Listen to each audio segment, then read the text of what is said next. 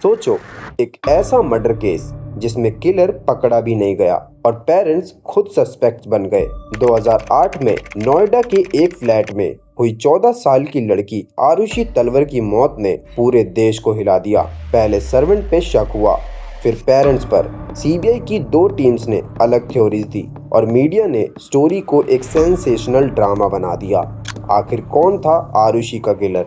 ये है Arushi तलवर murder case, India का सबसे कंफ्यूजिंग और कंट्रोवर्शियल मर्डर मिस्ट्री।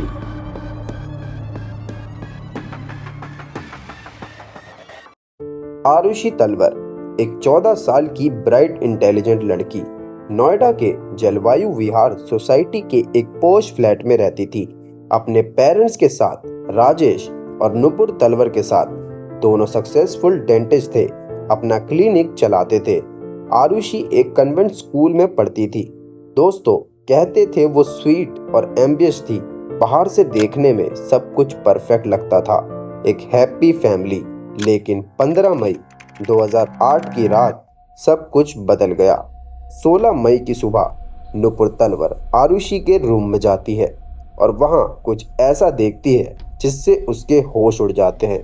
आरुषि अपने बेड पर डेड थी, गला स्लिट था और हेड पर कुछ इंजरीज भी थी। सबसे पहले सस्पिशियस गया डोमेस्टिक हेल्प हेमराज पर। पुलिस ने कहा कि हेमराज ने आरुषि का मर्डर किया है और घर से भाग गया। लेकिन असली ट्विस्ट अगले दिन आया। 17 मई सुबह के 8 बजे जब टेरेस का दरवाजा खोला गया, सब शॉक हो गए। वहां हेमराज की लाश मिली, उसका भी गला काटा हुआ था। अब पजल और भी ज्यादा कंफ्यूज हो गया। अगर हेमराज किलर नहीं था तो फिर किलर कौन था और उसने एक ही घर के अंदर दोनों को क्यों मारा? ये सब देखने के बाद इस केस के अंदर ऐसे कुछ राज खुले जिसको देखने के बारे में आपने कभी सोचा भी नहीं होगा। और इतना सब कुछ होने के बाद नोएडा पुलिस ने इन्वेस्टिगेशन शुरू की, लेकिन उनकी वर्किंग बहुत केयरलेस थी। क्राइम सीन प्रॉपरली सील नहीं हुआ, जिसकी वजह से फोरेंसिक सैंपल्स खराब हो गए और लोग फ्रीली घर के अंदर आ जा रहे थे। मीडिया ने भी केस को सेंसेशनलाइज कर दिया। हेडलाइंस आने लगी, डेंटिस्ट ने बेटी का मर्डर किया, ऑनर किलिंग इन नोएडा।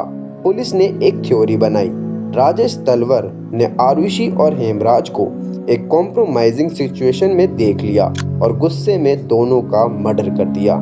सोचो, बेटी की मौत के दुख के साथ पेरेंट्स को अपने कैरेक्टर के लिए भी सबके सामने प्रूव करना पड़ा।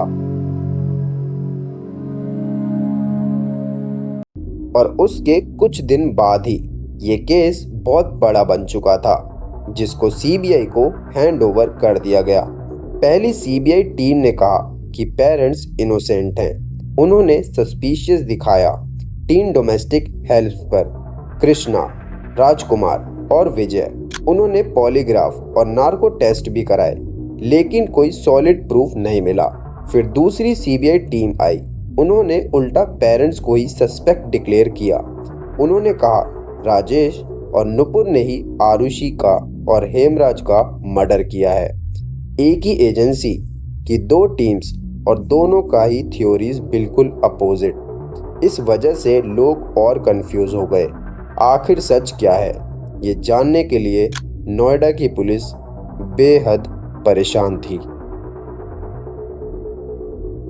और इस केस में सबसे बड़ा रोल मीडिया का था।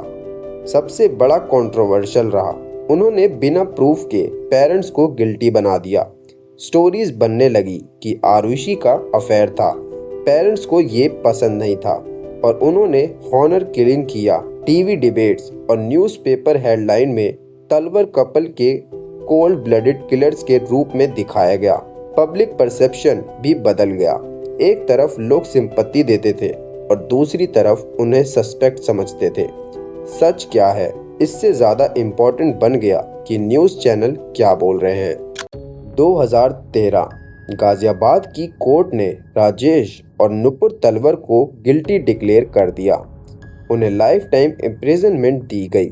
ये डिसीजन एक शॉक था। कुछ लोगों ने बोला पेरेंट्स ही कल्प्रेट हैं, लेकिन एक्सपर्ट्स कहते रहे कि एविडेंस सर्कमस्टेंशियल है, सॉलिड प्रूफ नहीं है।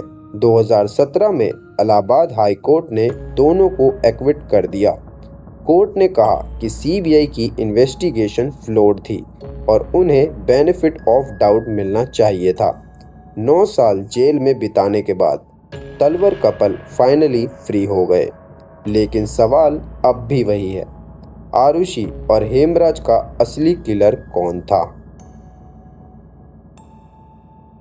दोस्तों, इस केस में आज भी कई सवाल अनआंसर्ड हैं। अगर पेरेंट्स इनोसेंट थे तो असली किलर कौन था? अगर आउटसाइडर ने मर्डर किया तो इतने सालों में उसे पकड़ा क्यों नहीं गया? अगर इन्वेस्टिगेशन इतनी फ्लॉड थी तो क्या हम कभी ट्रुथ जान पाएंगे? आरुषि तलवर केस एक परफेक्ट एग्जाम्पल है कि कैसे इन्वेस्टिगेशन लैप्सेस और मीडिया ट्रायल एक मर्डर मिस्ट्री को और कॉम्प्लिकेट बना देते हैं। और आरुषि सिर्फ 14 साल की थी, उसके सपने थे डॉक्टर बनने के, अपनी जिंदगी के गोल्डन ईयर्स में थी, लेकिन उसकी कहानी एक ऐसी मिस्ट्री बन गई जो शायद कभी सॉल्व ना हो। ये केस हमेशा याद दिलाता है कि जस्टिस सिस्टम में फ्लॉज है और मीडिया की पावर कितनी डेंजरस हो सकती है। अब सवाल आपसे, आपको क्या लगता है, क्या आरुषि के पेरेंट्स गिल्टी थे या वो एक सिस्टम फेलियर की विक्टिम बनी? कमेंट्स में ज़रूर बताना।